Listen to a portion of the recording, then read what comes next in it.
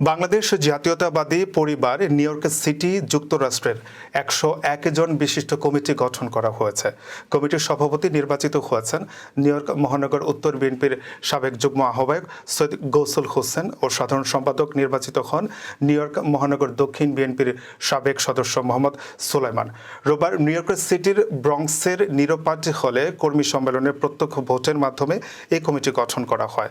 New York মহানগর উত্তর বিএনপির সাবেক যুগ্ম আহ্বায়ক ইমরান শাহ রনের সভাপতিত্বে ও নিউ ইয়র্ক মহানগর দক্ষিণ বিএনপির সাবেক সদস্য মোহাম্মদ সুলেমানের সঞ্চালনায় সম্মেলনে বিএনপির বিভিন্ন পর্যায়ের নেতাকর্মীরা উপস্থিত ছিলেন। কমিটিতে ইমরান শাহ রনকে প্রধান উপদেষ্টা এবং আব্দুল খালেক, রেদওয়ান রাজ্জাক ও মাইনুরকে উপদেষ্টা করা হয়েছে। সম্মেলনে প্রাক্তন প্রধানমন্ত্রী খালেদা জিয়ার আশুরোগ মুক্তি ও বিএনপির ভারপ্রাপ্ত চেয়ারম্যান তারেক রহমানের জন্য দোয়া করা হয়।